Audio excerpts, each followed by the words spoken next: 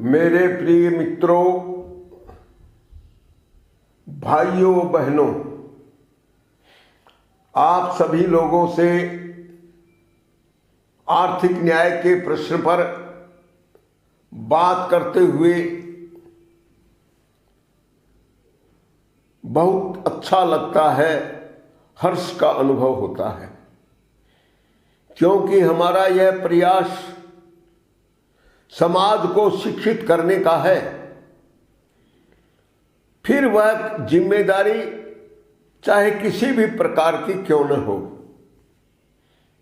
हम सब लोग इस बात को भी अच्छी तरह समझते हैं कि एक व्यक्ति जो जन्म लेता है वह जन्म के समय तो बिल्कुल अबोध पैदा होता है, अज्ञानी भी कह सकते हैं। अपने सुख दुख के बारे में, अपने भले बुरे के बारे में वह कुछ खास नहीं जानता। और दुर्भाग्य की बात तो यह है, आज की व्यवस्था में समाज का एक बहुत बड़ा तबका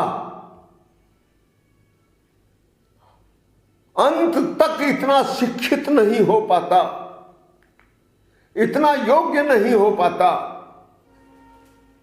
कि वह अंत तक एक जिम्मेदार नागरिक कहा जा सके। यह विचार कर देखिए कितनी दुख भरी बात है कि हमारे भाई बंधु इस योग्य भी नहीं होते कि हम उन्हें अपने परिवार का सदस्य मानकर गर्व का अनुभव कर सकें। क्योंकि अगर आप गर्व का अनुभव करना चाहते हैं तो फिर आपके परिवार का हर सदस्य विवेकशील, बुद्धिमान, कर्तव्य परायण, चरित्रवान, सबके विश्वास का पात्र बनने वाला व्यक्ति और किसी भी कठिन अवसर पर पीठ नहीं दिखाने वाला व्यक्ति होना चाहिए। अर्थात आप ऐसे परिवार के सदस्य बने जहां पर प्रारंभ से लेकर अंत तक एक निश्चित दिशा में देश के प्रत्येक नागरिक का प्रशिक्षण, शिक्षण और योग्यता के आधार पर उसका उन्नयन होता रहे। अर्थात वह निरंतर ऊंचाई की ओर बढ़े और सब लोग ऊंचाई की ओर बढ़े और ऊंचाई का वह लक्ष्य सबके लिए सुखदायी हो, सबको प्रसन्न करने वाला हो, हृदय में उत्साह पैदा करने वाला हो, पूरी तरह सबको सुरक्षा का बोध हर समय कराए। यह अत्यंत आवश्यक है। हमारा मानना यह है कि अगर आप एक ऐसे समाज का निर्माण करना चाहते हैं तो उसका लक्षण सहज रूप से प्रकट हो। जैसा मैंने कहा कि एक व्यक्ति, कोई भी जीव यानी बच्चे के रूप में जन्म लेता है तो वह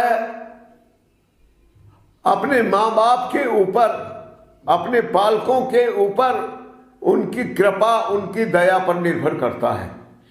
और जैसे जैसे उसका शरीर पुष्ट होता है, उसमें कुछ अनुभव करने की सामर्थ्य पैदा होती है।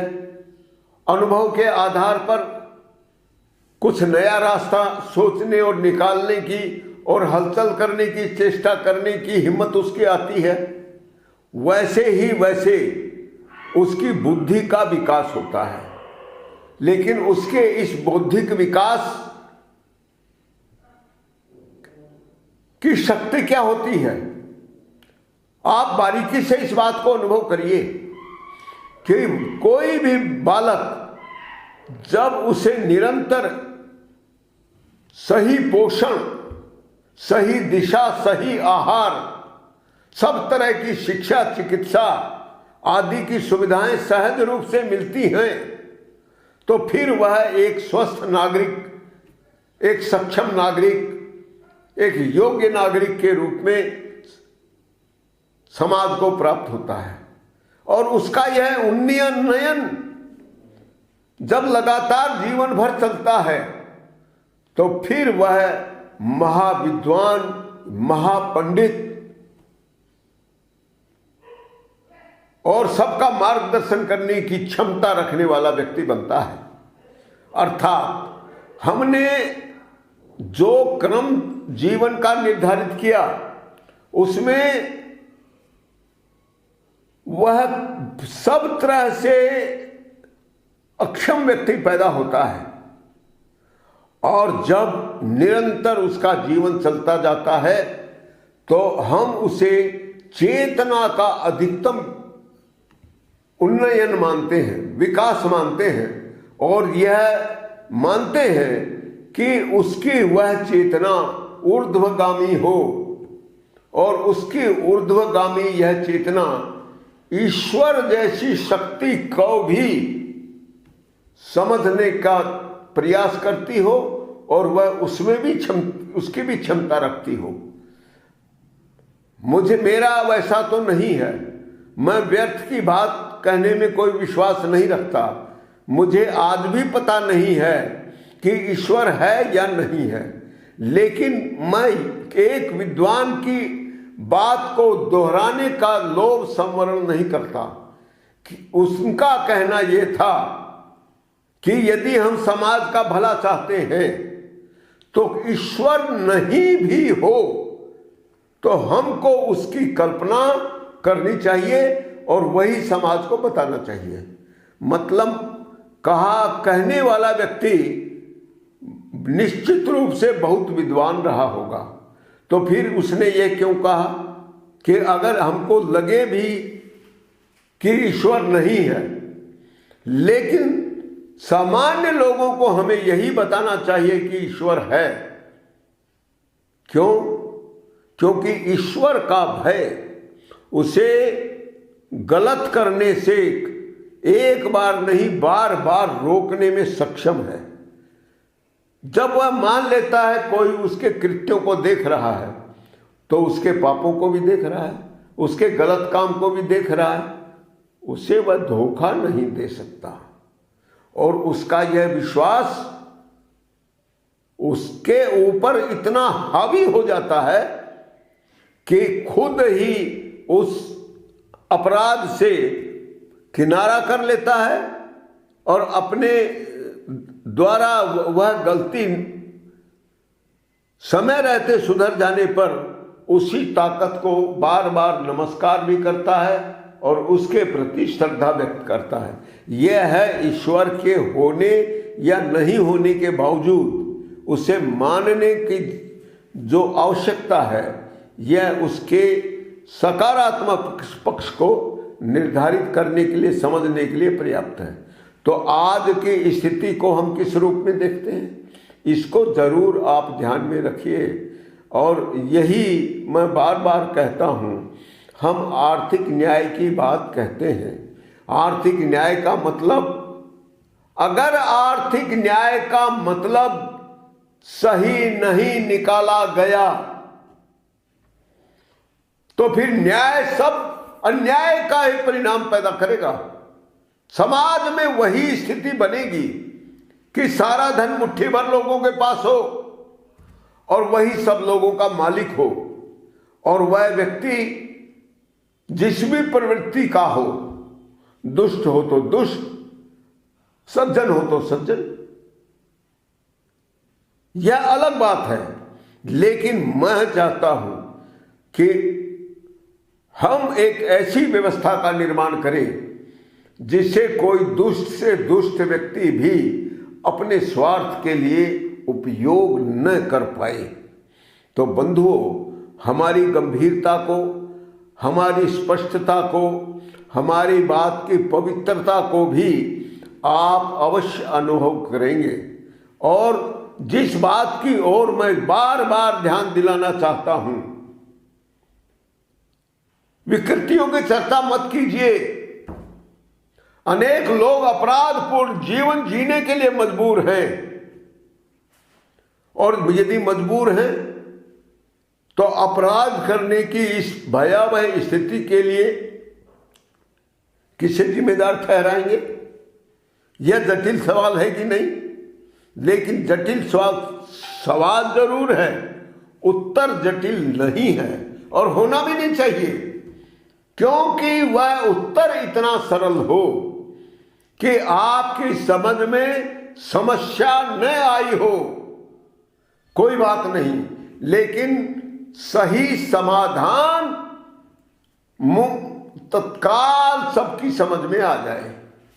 तो बंधुओं, आज जो दुर्भाग्यपूर्ण स्थिति है उसको हमने आर्थिक न्याय की दृष्टि से बार बार यही कहा है कि गरीबी रेखा नहीं, अमीरी रेखा बनाइए।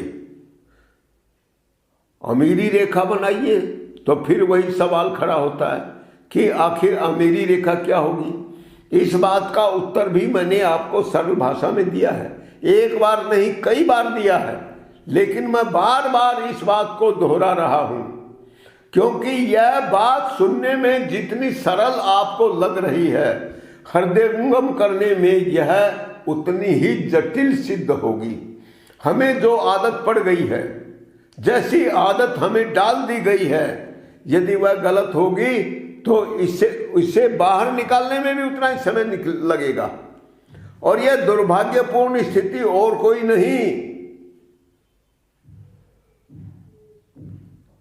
दुनिया के नियंता कर रहे हैं। आज बड़े बड़े विश्वविद्यालय दुनिया में काम कर रहे हैं, विशेषकर पश्चिमी जगत के लोगों ने जिस बौद्धिक क्षमता का विकास किया है, जिस पूंजीवाद का निर्माण किया है, उसी पूंजीवाद का समर्थन करने वाली विविध विषयों के बड़े बड़े शिक्षण संस्थाएं समाज में भरी पड़ी हैं, लेकिन आर्थिक न्याय की बात कहने वाला, शिक्षा देने वाला, आप कौन सा विद्या का तीर्थ बताएंगे जिसको आप गर्व के साथ कह सकें कि हाँ, यह विद्या का शिक्षण केंद्र, यह समाज के लिए सही शिक्षा देने वाला है। लेकिन भारत में ऐसे बहुत ज्ञान के भंडार, शिक्षा के केंद्र थे, जिन्होंने कालक्रम से अनेक मूर्खों के कारण खो दिया। तक्षशिला और नालंदा विश्वविद्यालय का नाम तो आपने जरूर सुना होगा। बिहार में आपको उनके खंडहर आज भी पड़े मिलेंगे। इसी प्रकार से विद्या के अनेक अद्भुत केंद्र गुरुकुलों के माध्यम से वनस्थलियों के बीच में मौजूद थे, जहां अच्छे अच्छे विद्वान ऋषि मुनि सहज भाव से समाज का शिक्षण करते थे और समाज इसी प्रकार के ऋषि मुनियों की परंपरा को आगे बढ़ाता हुआ पूरे समाज के साथ पूरी मानवता की रक्षा करते हुए आगे चलता था। लेकिन आज उनका अभाव है। आज जो विश्वविद्यालय हैं, मैं बार बार उसी बात को कह रहा हूं कि यह जो आर्थिक न्याय की बात है, उसका कहीं नामो निशान नहीं है। और इसीलिए जो बात आप सहज रूप से स्वीकार कर पा रहे हैं, उनको इन विश्वविद्यालयों से निकला हुआ कोई व्यक्ति कतई स्वीकार नहीं करेगा। मेरा यह अनुभव है। मेरे कई मित्रों ने मेरी बात सुनी, बड़े ध्यान से सुनी। अब चूंकि वो कोई मेरे से 5 वर्ष बड़ा, कोई 5 वर्ष छोटा या 10 वर्ष के अंतर से जो एक साथ पले बढ़े लोग थे, वहां तक तो बात हो गई। लेकिन जब किसी मेरे मित्र का कोई बालक ऊंची शिक्षा ग्रहण करके आया तो उसने बताया भाई मेरा जो पुत्र है पुत्री है वो फलाने एक बहुत ऊंचे शिक्षण केंद्र से आया है, उसके पास इतनी बड़ी डिग्री भी है और मैं चाहता हूं कि एक बार आप उससे संवाद करें। मैंने कहा बहुत अच्छा, मुझे उसमें क्या दिक्कत है, लेकिन आप आश्चर्य करेंगे, मैं नाम किसी का नहीं लूंगा। आप अपने बारे में सोच लीजिए, अपनी संतान के बारे में सोच लीजिए, आपके पौत्र और उसी उम्र के बालकों के बारे में सोच लीजिए, क्योंकि हमारी जो चिंतन धारा है उसका कोई अंत नहीं है। यह परंपरा चलती आई है, चलती रहेगी, और जब आप इस आधार पर सोचने लगेंगे तो आपको पता चलेगा कि वास्तव में इन विश्वविद्यालयों से निकले हुए विद्वान समाज में सबका विकास नहीं चाहते, सबकी भलाई नहीं चाहते, बल्कि केवल अपने स्वार्थों को सर्वोपरि रखकर अपने को ज्यादा से ज्यादा मिले, अपने को कितनी जरूरत है उसका भी कोई ख्याल नहीं। अब कल परसों की ही बात है, एक 10-12 साल पहले मेरे सामने एक नाम आया था कि दुनिया के सबसे ज्यादा तनख्वाह पाने वाले लोगों में एक कोई किसी कंपनी का सीईओ है, उनके पति पत्नी को 539 करोड़ रुपए एक वर्ष में मिलते थे। लेकिन जब यही बात मैंने अपनी लड़की के लड़के से यानी अपने दोहते से कही तो उसने कहा कि नाना आपकी जानकारी बहुत पुरानी है। फिर उसने नाम भी बताया, वो दक्षिण भारत का ही कोई व्यक्ति है। बोले आज उस अकेले व्यक्ति को 1450 करोड़ रुपए प्रति वर्ष एक पद पर रहने का मिलता है। और जब मैं इसे सामाजिक दायरे में रखकर देखता हूं तो मुझे एक बहुत बड़ा झटका लगता है कि अगर दुनिया में कोई ऐसा व्यक्ति हो भी तो बताइए 1450 करोड़ रुपए जो उसे एक प्रति वर्ष मिलेंगे उसका करेगा क्या? यह प्रश्न भी बहुत टेढ़ा है। कुछ लोगों को लिए तो यह लगेगा कि मैं पागल हूं, मैं अधूरी बात कह रहा हूं। अरे जब 1400 करोड़ रुपए मेरे पास आ जाएंगे तो मैं उससे जो चाहे सो करूं। लेकिन मैं सोचता हूं यह भी एक नया पागलपन है। एक व्यक्ति एक जीवन में बिना किसी बाधा के, चाहे वह अपना उपभोग का विषय कुछ भी रखे, कितना खर्च करने की क्षमता रखता है। और यदि हम सामान्य व्यक्ति के जीवन की बात करें तो उसके जीवन की आवश्यकताएं वो कितने से पूरी होंगी। तो आज अगर हम भारत जैसे सामान्य या गरीब कहे जाने वाले देश की जनता की बात करें तो मैं सोचता हूं कि 10,000 रुपये महीना जो लाभांश के वितरण की बात मैं कहता हूं, उसे भी लोग झूठ मानते हैं, स्वीकार नहीं करते। और मैं इससे ज्यादा क्यों नहीं कहता, इसका डर भी आपको समझ में आ जाना चाहिए। क्योंकि अगर मैं कहूं कि नहीं तुमको 20,000 रुपये प्रति माह मिलेगा तो कहेंगे ये एक नंबर का बेवकूफ आदमी है, या झूठा है, या हमें उल्लू बना रहा है, हमें उल्लू समझता है। बताइए 20-20 हजार रुपये बिना किसी काम के कैसे मिलेंगे, लाभांश के रूप में कैसे मिलेंगे? तो वह मेरी बात को नहीं समझ पाएगा। लेकिन जो समझदार है वह मेरी बात के मर्म को भी समझ लेगा और अर्थ को भी समझ लेगा। तो बंधुओं, आज हम निरंतर अपना प्रोग्राम चलाते हैं। यह प्रोग्राम सुंदर से सुंदर बने, इस बात का ख्याल, इस बात की जिम्मेदारी यह आपकी है, हम सबकी है, क्योंकि यह काम किसी एक के वश का नहीं है।